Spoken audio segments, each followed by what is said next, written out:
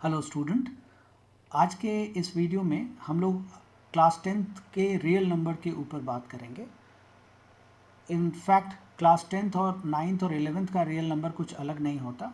सवाल ज़रूर class 10th के लेवल का होगा, but real number is all about real number. वो सारे के सारे रियल नंबर ही होते हैं, चाहे आप किसी भी क्लास में पढ़ें। इससे पहले के जो 2 वीडियोस हैं मेरे नंबर सिस्टम के ऊपर, उन वीडियोस में आपको नंबर सिस्टम के बेसिक स्ट्रक्चर के बारे में पता लगेगा कि नेचुरल नंबर हमने किसको कहा है। नेचुरल नंबर, हमारा जो नोशन है नेचुरल नंबर का, वो अब कितना बदल चुका है। इसके अलावा जो इंटीजर्स हैं, पॉजिटिव इंटीजर्स क्या होता है, नॉन नेगेटिव इंटीजर्स किसको कहते हैं, रैशनल नंबर क्या होता है, उसके 4 पॉइंट्स के हिसाब से मैंने रैशनल नंबर को डिवाइड कर दिया है कि इन 4 पॉइंट्स को फॉलो करेगा तो रैशनल नंबर होगा। उसको सिंबलाइज हम कैसे करते हैं। इसके अलावा फिर हम रैशनल नंबर को मैंने डिस्कस किया और फिर रियल नंबर को डिस्कस किया है। अगर आप उन वीडियोस को आपने अच्छे से देख लिया है, समझ गए हैं, तो आपके लिए ये वीडियो बहुत ईजी रहेगा। अगर आप नहीं समझते हैं उन चीज़ों को तो फिर आपके लिए ये वीडियो डिफ़िकल्ट होगा। उस केस में मैं ज़रूर आपसे रिक्वेस्ट करूँगा कि वो वीडियो आप ज़रूर देखें। चलिए तो स्टार्ट करते हैं रियल नंबर के कॉन्सेप्ट को। तो इससे पहले कि इस चैप्टर को हम स्टार्ट करें फॉर्मली, एक्चुअली ये बहुत ही थियोरेटिकल चैप्टर है और ये बहुत अच्छा चैप्टर है उनके लिए जो सच में मैथ्स को समझना चाहते हैं। और बहुत सारे ऐसे बच्चे होंगे जिनको मैथ्स में सिर्फ मार्क्स स्कोर करना है, उनके लिए भी ये एक सर्टन एक्सटेंट तक अच्छा चैप्टर है, क्योंकि इसमें से क्वेश्चन बहुत नहीं आते हैं, कुछ कम ही क्वेश्चन आते हैं। तो उस पॉइंट ऑफ व्यू से मैं क्वेश्चन बैंक देख रहा था, तो उसमें क्वेश्चंस इससे जुड़े हुए बहुत ही कम आते हैं। तो उससे पता लगता है कि आप कुछ सवाल भी बना लेंगे और ढंग से अगर आप थोड़ा सा भी समझ जाएंगे तो आपको इससे इस चैप्टर से जुड़े हुए मार्क्स आपको पूरे मिल जाएंगे। लेकिन अगर आप इस चैप्टर को अच्छे से समझ लेंगे तो इस बात की ऑलमोस्ट गारंटी है कि आपको इससे जुड़ा हुआ जो भी टॉपिक होगा आपको कतई दिक्कत नहीं होगी, क्योंकि इससे अंडरस्टैंडिंग बहुत अच्छी बनती है इस चैप्टर से। ये कहने के साथ साथ अब हम आगे बढ़ते हैं। तो सबसे पहले मैं इसको आगे बढ़ाने से पहले मैं प्राइम नंबर्स को दोबारा डिस्कस करना चाहूँगा और कंपोजिट नंबर को दोबारा डिस्कस करना चाहूँगा। तो मैं आपको प्राइम नंबर और कंपोजिट नंबर के ऊपर दोबारा बात कर लेता हूँ। तो प्राइम नंबर क्या होता है, मैं रिपीट कर लेता हूँ एक बार।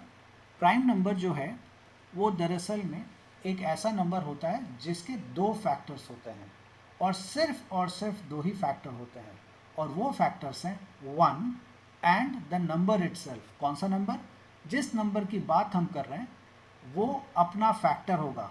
फैक्टर और डिवाइज़र को आप पहले अच्छे से समझ लें। फैक्टर और divisor, this is very important. जैसे 16 के फैक्टर्स हैं 1, 2, 4, 8। ये 16 का फैक्टर है। किसी भी इवन नंबर का फैक्टर उसके हाफ से ज़्यादा नहीं हो सकता, ये ध्यान रखिएगा। तो 16 का फैक्टर जो है 8, इसका 8 मतलब not in terms of numbers, कितने नंबर, 8 नंबर्स नहीं होंगे, मतलब 16 का आधा अगर कर दे तो 8 होता है। तो इसके जो फैक्टर हो गए उसमें 8 जरूर होगा और 8 के आगे वाला कोई भी नंबर नहीं होगा, ये गारंटी है। तो अब ये जो है 1, 2, 4, 8 ये सब मिला करके 16 बनाए जा सकते हैं। मतलब ये है 16 का फैक्टर, हम लोग कहते हैं ना, हमारी डेली की भाषा में होता है ना, क्या कारण था कि ये हुआ, तो कारण को ही इंग्लिश में हम लोग फैक्टर बोलते हैं। तो 16 बनने के पीछे क्या कारण है, कौन कौन से नंबर उसके पीछे कारण है, तो वही देखेंगे। आप देखेंगे 4 मल्टीप्लाई 2 कर दिया तो 16 हो गया, तो 4 इज़ अ फैक्टर ऑफ 16, और you can say 2 is a factor of 16। 8 multiplied by 2 कर दिया तो 16 बन गया, तो 8 इज़ अ फैक्टर ऑफ 16 और 2 इज़ अ फैक्टर ऑफ 16। इसी तरह से 1 इंटू 16 कर देंगे तो 1 इज़ अ फैक्टर ऑफ 16 और 16 इज़ अ फैक्टर ऑफ 16। तो मतलब ये है कि कोई भी नंबर का जो फैक्टर होता है वो बहुत सारा हो सकता है, लेकिन हम ऐसे नंबर्स की बात करेंगे प्राइम नंबर पढ़ते समय, एक ऐसे नंबर की बात करेंगे जिसके सिर्फ 2 ही फैक्टर्स हों, और वो फैक्टर 1 होना चाहिए, या 1 होना चाहिए एंड वो नंबर खुद होना चाहिए। जैसे 5 की अगर हम बात करें तो 5 के केस में 5 के फैक्टर्स बनाते हैं, मतलब कौन कौन सा नंबर 5 को डिवाइड कर सकता है, मैथमेटिकली बोलने का मतलब ये हुआ। तो 5 को डिवाइड करने के लिए 1 है और 5 है, इसके अलावा कोई और नंबर नहीं है जो इसको डिवाइड कर सकता, तो कोई और इंटीग्रल वैल्यू नहीं है, मुझे ऐसे बोलना चाहिए। वैसे तो नंबर है 2.5 से भी ये डिवाइड हो जाएगा, लेकिन आपको वो नहीं करना, आपको इंटीजर ढूंढना है, कौन से दो इंटीजर हैं, सॉरी कौन से इंटीजर्स हैं जिससे 5 डिवाइड होता है। तो वो इंटीजर है हमारे पास 1 एंड 5, यही दो इंटीजर्स हैं जिससे 5 डिवाइड होता है। तो हम 5 को प्राइम नंबर कहेंगे। क्यों? क्योंकि प्राइम नंबर का डेफिनेशन ये है कि कोई भी नंबर जिसके सिर्फ दो ही फैक्टर हों, एक वो नंबर खुद, मतलब इस केस में 5, और दूसरा 1, तो 1 तो सभी नंबर का फैक्टर होता ही होता है, और हर नंबर खुद का फैक्टर होता ही होता है। तो इफेक्टिवली हम ऐसे नंबर की तलाश में हैं जो किसी भी नंबर से डिवाइड नहीं होता हो सिवाय खुद से और 1 से, उनको हम लोग प्राइम नंबर कहते हैं। अब बारी आती है कंपोजिट नंबर की। आप घर में अपने 1 से लेकर 50 तक के जितने भी प्राइम हैं वो आप लिख सकते हैं, लिखने की प्रैक्टिस करते रहिए, क्योंकि बहुत बार एग्जाम में सडनली आपसे पूछा जा सकता है कि 1 से 100 तक के बीच में कितने प्राइम हैं। तो 1 से 100 तक के बीच में प्राइम लिखने के लिए ऐसा ना हो कि 1 से 50 तक में आपने जो प्राइम लिखा है उसका डबल कर दें, बिल्कुल भी ऐसा नहीं है। एनीवे, तो वो आप बैठ करके लिख सकते हैं घर पे। आपसे इसके बाद बारी आती है कंपोजिट नंबर की। कंपोजिट नंबर की, कंपोजिट नंबर। तो कंपोजिट नंबर क्या होता है? हर वो नंबर जिसके दो से ज़्यादा फैक्टर हों। प्राइम नंबर कहता है कि दो फैक्टर वाला तो मैं हो गया, मतलब सिर्फ दो ही फैक्टर जिसका होगा वो मैं हूँ, मतलब 1 एंड द नंबर इटसेल्फ, जिसके यही दो फैक्टर होंगे वो मैं हूँ। मैं अगर प्राइम नंबर हूँ तो मैं ऐसे बोलूँगा कि भी जिसके इसके दो फैक्टर हैं सब मेरे पास आ जाओ। अब बच कौन गया? आप खुद सोचें कि दो फैक्टर वाला तो मेरे पास चला गया, एक फैक्टर वाला कोई नंबर होता नहीं है 1 को छोड़ के। 1 सिर्फ एक फैक्टर वाला नंबर है, वो खुद से डिवाइड होगा और तो कोई है नहीं, और 1 से होगा तो वो भी वही है। 1 को छोड़ के दूसरा कोई नंबर नहीं है जिसका एक फैक्टर होता है। तो अब दो फैक्टर वाला तो सब मेरे पास आ गया। अब बचा कितना? दो से ज़्यादा फैक्टर वाला, 3 फैक्टर, 4 फैक्टर, 5 फैक्टर, दसों, 100, हजारों, लाखों फैक्टर हो सकते हैं। तो एक से ज़्यादा, सॉरी, दो से ज़्यादा फैक्टर वाला जो है उसको एक अलग घर दे दिया गया, और उस घर का नाम था, ऊपर में लिख दिया गया था कंपोजिट नंबर। उस वाले कमरे में सब के सब चले जाओ। तो सोचिए कि कितने नंबर गए होंगे, बहुत सारे नंबर, नंबर ही नंबर भर के गया होगा। तो कंपोजिट नंबर हम उनको कहते हैं जिसमें दो से ज़्यादा फैक्टर होता है, more than 2 factors. More than मतलब मैंने क्रक्स लिख दिया है आपके लिए, 2 फैक्टर्स। एक ऐसा नंबर जिसमें दो से ज़्यादा फैक्टर्स होता है उसको हम लोग कंपोजिट नंबर कहते हैं। जैसे 4 को आप देखें, 4 को के कौन कौन से फैक्टर हैं? 1, 2 एंड 4। तो देखिए 1 एंड 4 तो ठीक है, ये अगर सिर्फ होता तब तो ये प्राइम नंबर हो जाता। 2 एक बीच में आ गया तो एक और एक्स्ट्रा फैक्टर हो गया, इसलिए ये कौन सा नंबर हुआ? Composite number. कोई भी नंबर आप ले सकते हैं। 6, 5 का तो मैंने लेके दिखाई दिया था कि 5 एक प्राइम नंबर है, इसलिए उसको मैंने नहीं लिया। अब मैं 6 ले रहा हूँ। तो 6 का हम देखते हैं कि 6 को कैसे करते हैं। तो 6 का आप जानते हैं, बहुत अच्छे से जानते हैं, 1, 2, 3, 6। तो अब आप देख सकते हैं एक से दो से ज़्यादा फैक्टर है, 1 और 6 से ज़्यादा फैक्टर है, 2 और 3 भी इन्वॉल्व हो गया है। तो क्योंकि 2 और 3 दोनों इन्वॉल्व हो गया है, इसीलिए अब क्या बन गया ये? अब क्या बन गया ये? Composite number. तो 6 क्या है? कंपोजिट नंबर है। तो कंपोजिट नंबर क्या होता है वो मैंने आपको समझा दिया, जिसकी ज़रूरत आपको इस टॉपिक में बहुत पड़ेगी। अब मैं आता हूँ दूसरे टॉपिक पे। पूछा ये गया है, या फिर आप ऐसे समझिए कि प्राइम नंबर के बारे में बात होगी तो ये बात जरूर उठेगी कि at the end of the day हमारे पास कितने प्राइम नंबर है। क्या प्राइम नंबर का स्टॉक हमारे पास लिमिटेड है या अनलिमिटेड है? दूसरी मैथमेटिकल भाषा में पूछूं कि how many prime numbers are there, how many prime numbers are there, how many primes are there, कितने प्राइम्स हैं हमारे पास? तो इसका आंसर है, answer to this question is infinite. Infinite number of prime numbers है अभी तक हमारे पास। इसकी संख्या ही नहीं है कि कितने प्राइम नंबर है। अगर आप मेरे पुराने वीडियो को देखेंगे उसमें मैंने ये बात बोला है कि prime number is one of the most sought after research topic in mathematics. Mathematics में प्राइम नंबर एक बहुत ही इंपॉर्टेंट फील्ड है नंबर सिस्टम में, जिसके ऊपर रिसर्च किया जाता है। तो इनफाइनाइट प्राइम नंबर्स हमारे पास अवेलेबल है, बहुत ही ज़्यादा, इतना अनगिनत प्राइम नंबर्स हमारे पास अवेलेबल है। अब इसके बाद एक और सवाल जाता है जितने भी नंबर्स होते हैं, जैसे 60 एक नंबर मैं ले लेता हूँ रैंडमली, वैसे आप कोई भी नंबर ले सकते हैं। इस 60 को अगर मैं ऐसे करके बना लूँ और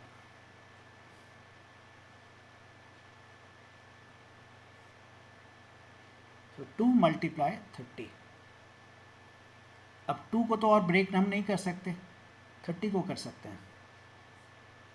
2 मल्टीप्लाई 15 को भी हम ब्रेक कर सकते हैं, 2 को तो नहीं कर सकते। 3 मल्टीप्लाई 5, 3 को और ब्रेक नहीं कर सकते, 5 को और ब्रेक नहीं कर सकते। ये जो डायग्राम बना है ना, जिस तरह से मैंने ब्रेक करके दिखाया है, this is called tree diagram. इसको हम लोग ट्री डायग्राम के नाम से जानते हैं। इसका कोई रिलेवेंस एज सच ये है कि बस एक देखने में आसान हो जाता है, समझने के लिए आसान हो जाता है, तो ये एक तरीका है। ओके, इसी को अब मैं दूसरे तरीके से दिखाता हूँ। 60 का ये जो मेथड है, इसका एक नाम है, मैंने प्रीवियस क्लासेस में बता रखा है, अभी नहीं बताऊंगा, मैं छोड़ देता हूँ, आप तब तक गेस कीजिए, तब तक मैं आगे इसको सॉल्व करता हूँ। 2 मल्टीप्लाई 30, देखिए वही आ गया है ना। फिर 2 मल्टीप्लाई 15, देखिए वही आ गया 2 मल्टीप्लाई 15।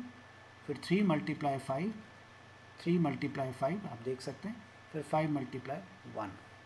अब अगर आप इसको नोटिस करेंगे ना, तो ये दरअसल जो नंबर्स हैं ये सारे के सारे प्राइम नंबर्स हैं। इसीलिए इस मेथड को हम लोग प्राइम फैक्टराइजेशन मेथड के नाम से भी जानते हैं। This method is called prime factorization. Prime factorization मतलब जो फैक्टर्स निकल रहे हैं ये सारे के सारे प्राइम नंबर्स हैं। ऐसे आप जो भी नंबर लेना चाहें आप ले सकते हैं, शौक से ले सकते हैं, और वो सारे के सारे नंबर जो होंगे वो प्राइम नंबर होंगे। This is very very important. जितने भी नंबर आप लेना चाहते हैं आप ले सकते हैं, जो भी नंबर आपको अच्छा लगता है आप ले लीजिए। जब उसका आप फैक्टराइजेशन करेंगे तो वो जो नंबर्स आएगा फैक्टराइज करके, ये सारे के सारे नंबर सारे के सारे प्राइम नंबर्स होंगे सब। आप जो नंबर उठाना चाहें आप उठा सकते हैं। तो ये बहुत इंटरेस्टिंग पैटर्न को जन्म देता है। वो ये बताता है कि दरअसल में कोई भी नंबर हो उसको जब फैक्टराइज करेंगे और जो रिजल्ट आता है, जो फैक्टराइज करने के बाद जो नंबर्स हमारे पास आते हैं वो सारे के सारे प्राइम होते हैं। इसको मैं उल्टे तरीके से भी बोल सकता हूँ और वो सही भी है। वो ये है कि कोई भी एक नंबर बनाने के लिए या और ज़्यादा प्योर भाषा में कोई भी कंपोजिट नंबर बनाने के लिए आपको बहुत सारे प्राइम नंबर्स को जब आप आपस में मल्टीप्लाई कर देंगे तो एक कंपोजिट नंबर बन के तैयार हो जाएगा। मैं एग्जांपल दिखाता हूँ, ये 60 का ही ले लेता हूँ मैं। 60 को अगर मैं फैक्टराइज करूँ तो आपके सामने किया हुआ है, दो बार कर दिया है, तो 2 का square multiplied by 3 multiplied by 5। 2 का स्क्वायर आप देख सकते हैं दो बार आया है, और फिर एक 3 और एक 5, तो वही लिख दिया मैंने। तो कोई भी नंबर को ऑब्टेन करने के लिए अगर मुझे 60 बनाना हो तो मैं प्राइम नंबर्स को आपस में मल्टीप्लाई कर दूंगा तो ये 60 बन जाएगा। जब प्राइम नंबर्स को मल्टीप्लाई करूंगा तो ऑर्डर का इंपॉर्टेंस नहीं है। ऑर्डर का इंपॉर्टेंस का क्या मतलब हुआ? इसका मतलब ये हुआ कि 2 मल्टीप्लाई 2, जैसे ये 2 बार 2 है, इंटू 3 इंटू 5 अगर हम करें तो 60 बनेगा। ये एक ऑर्डर हुआ, मतलब इसी सीक्वेंस में होना चाहिए, 2 2 3 5 ही होना चाहिए। उसकी जगह अगर मैं ऐसा कर दूं 3 इंटू 2 इंटू 5 इंटू 2, अब आप देखें नंबर्स तो वही है लेकिन इस बार मैंने ऑर्डर बदल दिया। मतलब इस बार पहले 3 लिख दिया, फिर 2 लिख दिया, फिर 5 लिख दिया, फिर 2 लिख दिया। या ऐसा भी हो सकता है 5 इंटू 2 मल्टीप्लाई 2 मल्टीप्लाई 3, या कुछ और हो सकता है इस तरह से। तो ऑर्डर की अहमियत नहीं है यहाँ पे, ऑर्डर कुछ भी हो सकता है, बट जो नंबर्स हैं वो वही रहेगा, नंबर्स वही रहेगा। तो किसी भी एक कॉम्पोजिट नंबर को ऑब्टेन करने के लिए अगर हम प्राइम नंबर्स को आपस में मल्टीप्लाई करें तो वो कॉम्पोजिट नंबर हम ऑब्टेन कर सकते हैं। कोई भी एक कॉम्पोजिट नंबर हमें मिल जाएगा। मतलब कोई भी कॉम्पोजिट नंबर ऑब्टेन करने के लिए, या अब अगर मैं आपको दूसरी भाषा में बताता हूँ, आप कॉम्पोजिट नंबर को दिमाग से निकाल दें। आप ऐसे समझें कोई भी नंबर बनाने के लिए, नेगेटिव की बात मैं नहीं कर रहा हूँ, अगर नेगेटिव भी बनाना हो तो कोई बड़ी बात नहीं है, आप माइनस का साइन बस अप्लाई कर देंगे। लेकिन यहाँ जो बात मैं कर रहा हूँ पॉजिटिव इंटीजर्स के लिए कर रहा हूँ। कोई भी नंबर बनाने के लिए, कोई भी नंबर बनाने के लिए अगर आप प्राइम नंबर्स को, अलग अलग प्राइम नंबर्स को मल्टीप्लाई करेंगे तो वो नंबर्स को बना देगा। तो ये बहुत इंटरेस्टिंग चीज़ है प्राइम नंबर का, बहुत इंटरेस्टिंग प्रॉपर्टी है ये प्राइम नंबर का। आपको लग रहा होगा कि सर इसमें इंटरेस्टिंग क्या है, ये तो और मुझे बोरियत लग रही है। इसको बोरियत की तरह आप ना देखें, इसको ऐसे देखें कि प्राइम नंबर कितने कम होते हैं। अगर आप 1 से लेकर 100 के बीच में प्राइम नंबर्स गिनेंगे तो आप उंगलियों पे गिन लेंगे, जबकि नंबर 100 हैं, जबकि प्राइम नंबर कुछ गिने चुने हैं। लेकिन इंटरेस्टिंग बात है, उन गिने चुने प्राइम नंबर से हम हजारों की, लाखों की, करोड़ों की, अरबों की, खरबों की और अनगिनत नंबर की जितनी भी संख्याएं हैं, जितनी भी काउंटिंग है, उन सबको हम क्रिएट कर सकते हैं। मतलब आप एक नंबर बताइए, आप रैंडमली कोई भी नंबर बताइए। चलिए मैं लिख लेता हूँ यहाँ पे सो दैट कि ईजी रहेगा। Let me do this.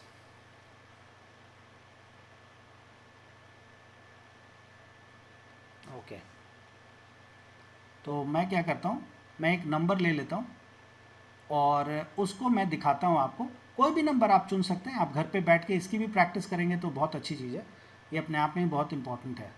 कोई भी एक नंबर ले लेता हूँ, लेट इट बी 120। तो 120 को आप फैक्टराइज करेंगे तो जो भी, इसीलिए टीचर, अगर आपको याद होगा, इसीलिए टीचर आप लोगों को डांटा करते होंगे कि भाई जो नंबर होना चाहिए दिस शुड बी सबसे छोटा होना चाहिए। जैसे अगर आप इसको 60 से करना चाहेंगे तो कर तो देंगे, लेकिन ये ठीक तरीका नहीं है, ये गलत है। ठीक तरीका तो छोड़ दीजिए, गलत है ये, क्योंकि ये प्राइम नंबर नहीं है। इसीलिए इसको प्राइम फैक्टराइजेशन मेथड बोलते हैं कि प्राइम नंबर से डिवाइड करना होता है। 260, 230, 215, 3, 5 एंड 5, 1।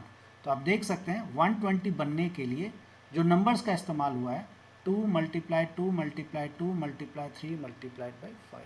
देखिए 5 एक प्राइम नंबर है, 3 एक प्राइम नंबर है, 2 भी एक प्राइम नंबर है। अब 2 कितनी बार आए ये महत्व नहीं रखता, लेकिन ये है एक प्राइम नंबर। तो दरअसल में प्राइम नंबर्स के मल्टीप्लिकेशन से हम दुनिया में सारे के सारे नंबर्स बना सकते हैं। ये हमारा रियल नंबर सिस्टम का सबसे पहला टॉपिक था। अब इसी को हम आगे बढ़ाते हुए ये देखेंगे कि इसी टॉपिक में, ये जो अभी तक हमने पढ़ा है कि प्राइम नंबर के बारे में, इसी टॉपिक में हम ये पढ़ेंगे जिसको आप कहते हैं फंडामेंटल थ्योरम ऑफ अर्थमेटिक। कि फंडामेंटल थ्योरम ऑफ अर्थमेटिक क्या है ये अब हम समझेंगे। तो यही दरअसल में फंडामेंटल थ्योरम ऑफ अर्थमेटिक है। This is what the fundamental theorem of arithmetic is. तो मैं इसको रीड करके आपको बता देता हूँ। बोला गया कि every composite number can be expressed और फैक्टराइज्ड। रिमेंबर दिस, जो मैं बोल रहा हूँ उसको ध्यान से सुने आप। कोई भी कंपोजिट नंबर है उसको आप एक्सप्रेस कर सकते हैं और फैक्टराइज कर सकते हैं as a product of primes. मतलब उसको प्रोडक्ट ऑफ प्राइम्स के टर्म्स में आप मल्टीप्लाई कर सकते हैं। फैक्टराइज करने का मतलब मल्टीप्लाई करके आप दिखा सकते हैं। एंड दिस फैक्टर, और आप कह सकते हैं this factorization is unique. Unique मतलब 2 इंटू 3 इंटू 5 है तो 2 इंटू 3 इंटू 5 ही आएगा। ऐसा नहीं हो सकता कि 2 इंटू 15 या 2 इंटू 6 इंटू 9 आ जाएगा, ऐसा कभी नहीं होगा। वेयर एज ऑर्डर डिफरेंट हो सकता है या डिफरेंट होगा apart from the order in which the prime occurs or the prime factors occurs. This is the fundamental theorem of arithmetic. मैं फिर से रिपीट करता हूं, फंडामेंटल थ्योरम ऑफ अर्थमेटिक क्या होता है? एवरी कंपोजिट नंबर, जितने भी कंपोजिट नंबर होते हैं, कैन बी एक्सप्रेस्ड और factorized as a product of prime and this factorization is unique. This factorization, ये जो फैक्टराइजेशन होगा ये यूनिक होगा ये यूनिक होगा apart from the order in which the factors are occurring या फैक्टर अकर्स। उम्मीद है कि ये बात आपको समझ में आ गई होगी। यही मैं अभी आपको समझा भी रहा था कि प्राइम फैक्टराइजेशन क्यों कहते हैं, क्या मतलब है उसका, और उसी से फंडामेंटल थ्योरम ऑफ अर्थमेटिक का जन्म भी होता है। तो आपको मैं ऐसे समझा सकता हूं कि कोई भी एक नंबर अगर हम ले लें, कोई भी एक नंबर ले लेते हैं, जैसे मैं एग्जांपल ले लेता हूं एक, okay, let the number be x। इस नंबर को अगर हम प्राइम के मल्टीप्लिकेशन में दिखाने, जैसे यहाँ पे है ना 120, उसी का नाम मैंने x ले लिया। अब ये देखिए ये प्राइम नंबर्स है ना, सो P1 multiplied by P2 multiplied by P3 multiplied by dot dot dot till Pn, इन सबको मल्टीप्लाई करेंगे तो ये x मिलेगा। और Pn का सीक्वेंस होगा कि Pn और P1 जो है वो अगर इंक्रीजिंग ऑर्डर में है तो Pn will be greater than P1, और अगर डिक्रीजिंग ऑर्डर में तो इसका उल्टा आप समझ सकते हैं कि क्या रहेगा। तो उम्मीद है कि ये फंडामेंटल थ्योरम ऑफ अर्थमेटिक आपको समझ में आ गया होगा कि फंडामेंटल थ्योरम ऑफ अर्थमेटिक क्या होता है। अब इसी के ऊपर बेस करके मैं कुछ सवाल आपको बना के दिखाता हूँ। सबसे पहला ये है कि इसमें आपको मैं सबसे पहला क्वेश्चन ये दिखा सकता हूँ कि चलिए एक इम्पॉर्टेंट क्वेश्चन ले लेते हैं। मुझे ये आपसे पूछना है, आप लोग इसका जवाब अगर मन में सोच करके रखना चाहते हैं रख सकते हैं। आप अगर एक बात बता सकते हैं मुझे कि कोई भी नंबर का फैक्टर, अगर चलिए ऐसे ले लेते हैं 10, 100 या 60 है या 50 है, कोई भी नंबर जिसके एंड में एक मतलब जिसका लास्ट डिजिट जीरो है, लास्ट डिजिट का मतलब जिसका वंस प्लेस पे जीरो है, ऐसा कोई भी नंबर हम चुन लेते हैं जिसके वंस प्लेस पे जीरो आ रहा है। तो वो नंबर हम मान लेते हैं कि 10 है, 20 है, 30 है, 40 है, 50 है, 60 है, 70 है, 80 है, 90 एंड 100। इसके अलावा अब मैं आगे जाने की ज़रूरत नहीं है, इतने से ही बहुत है, यही बहुत है। इनफैक्ट इसमें 2-3 ही काफ़ी है। ज़रा 10 के फैक्टर्स को लिखिए तो 2 मल्टीप्लाई 5, 20 के फैक्टर को लिखिए 2 मल्टीप्लाई 2 मल्टीप्लाई 5, ओके। 30 के फैक्टर को लिखिए, मैं लिख देता हूँ 2 मल्टीप्लाई 3, 3 2 6, 6 5 30। 40 के फैक्टर को लिखिए 8 5 40, सो 2 इंटू 2 इंटू 2 इंटू 5। 50 के फैक्टर को लिखिए 5 10 50, सो 5 इंटू 5 इंटू 2। 60 के फैक्टर को लिखते हैं, 60 के फैक्टर को अगर लिखेंगे तो क्या होगा 5 इंटू 2 इंटू 3 3 इंटू 6 5 30 इंटू 2। 70 के फैक्टर को लिखते हैं 7 इंटू 5 इंटू 2।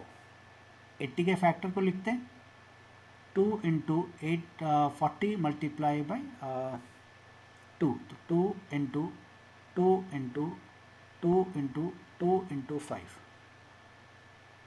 यस। 90 के फैक्टर को लिखते हैं 2 into 3 into 3 into 5, 9 9 5 45 into 2 is 90। 100 के फैक्टर को लिखते हैं 2 इंटू 50, सो 50 के लिए मैं लिख लेता हूँ 2 इंटू 5 इंटू 5। ये रहा। क्या आप इसमें कोई चीज़ कॉमन देख पा रहे हैं? कोई एक ऐसी चीज़ आपको कॉमन दिख रही है जो सभी में है? मुझे विश्वास है कि आपने देख लिया होगा। इन सब में अगर आप देखेंगे तो एक चीज़ कॉमन है और वो है 2 एंड 5 का मिलना। 2 एंड 5 सब के अंदर मिलेगा। 2 कितनी बार आया है ये नहीं कहा जा सकता, किसी में 1 बार आया, किसी में 3 बार आया, किसी में 4 बार भी आ सकता है, आगे चलेंगे तो और किसी में 10 बार आएगा, हज़ारों बार आएगा, बट 2 आएगा ही आएगा और 5 आएगा ही आएगा, उसके बगैर कभी नहीं हो सकता। मतलब कोई भी नंबर जिसका लास्ट डिजिट 0 है वो नंबर बिना 2 और 5 के कॉम्बिनेशन के बन ही नहीं सकता। ये मैंने जो 10 एग्जाम्पल लिए हैं ये कुछ हद तक इस बात को बता देते हैं। कुछ हद तक इसलिए मैं बोल रहा हूँ क्योंकि मैंने तो सारे एग्जाम्पल्स नहीं लिए ना, लेकिन मैं आपको गारंटी के साथ कहता हूँ, मैं एश्योरेंस देता हूँ कि इसके बाद भी वही बात है, लेकिन उसका प्रूफ मैं आपको दिखाने की ज़रूरत नहीं है, इसलिए मैं नहीं दिखा रहा हूँ। अदरवाइज़ इसको दिखाया जा सकता था। तो ये सब के लिए एप्लीकेबल है। तो कोई भी नंबर जिसमें लास्ट में 0 आ रहा है या फिर आपके यूनिट प्लेस पे 0 है वो तभी 0 बनेगा जब उसमें 2 और 5 दोनों का कॉम्पोजिशन होगा, मतलब 2 का भी इन्वॉल्वमेंट होगा और 5 का भी इन्वॉल्वमेंट होगा। अगर ऐसा होगा तो वो नंबर गारंटी है कि 0 बना देगा। अब चलिए मैं आपसे दूसरा सवाल पूछता हूँ और दूसरी बात बताता हूँ। जो बता रहा हूँ और जो पूछ रहा हूँ उसी पे जो बताना चाह रहा हूँ उसका पूरा थ्रस्ट है। आओ,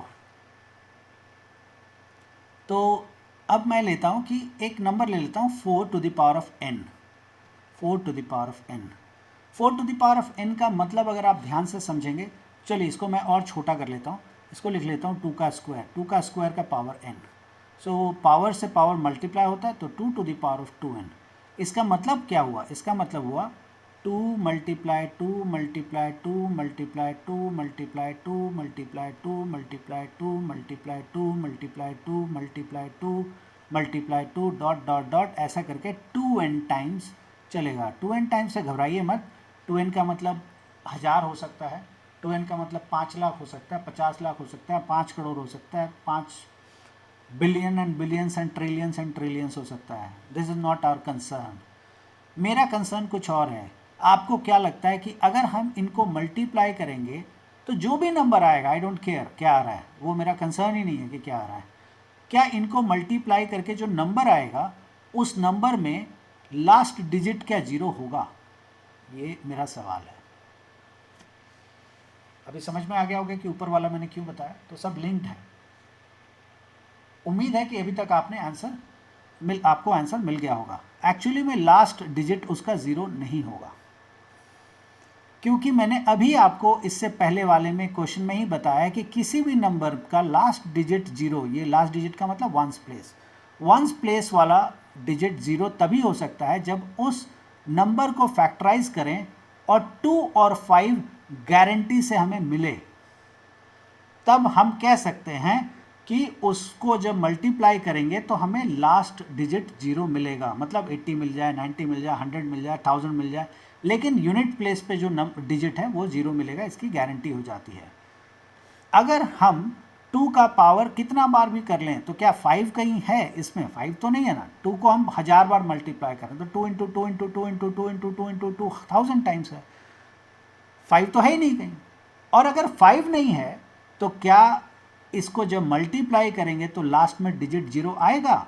आंसर है नहीं आएगा। इसी के लिए अभी पिछला वाला क्वेश्चन मैंने आपको समझाया था। तो आप कहेंगे कि this will not and with 0। तो क्वेश्चन है, अब आपके बुक का ही क्वेश्चन है ये, कि क्या 4 to the power of n will end with 0 any time? इसी तरह का स्टेटमेंट है, विथ 0, कभी भी ये 0 पे एंड करेगा? तो आप लिखेंगे कि this will never and with 0। Reason क्या होगा? दिस विल नेवर, अच्छा मैं बीच में आ गया, sorry. This will never and with 0। क्यों 0 से एंड नहीं करेगा? आपको रीज़न देना पड़ेगा। आप लिखेंगे टू एनी नंबर, ये थियोरेटिकल टॉपिक है तो इसलिए आपको लिखना पड़ेगा, to any number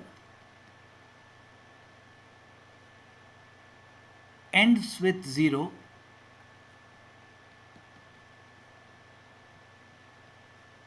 it has to have, और it have, आप लिख सकते हैं कि it must have, it has to have 5 and 2 as its factor।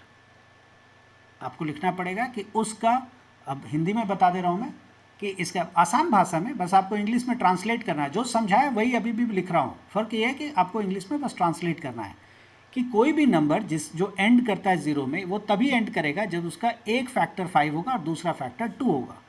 तो 5 और 2 उसका फैक्टर होगा, तो 5 और 2 फैक्टर होगा। लेकिन हमारे पास, तो अब आप लिखेंगे बट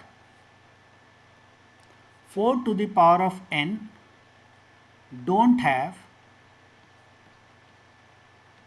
5 as its factor। 5 उसका फैक्टर नहीं है। Therefore 4 to the power of n will never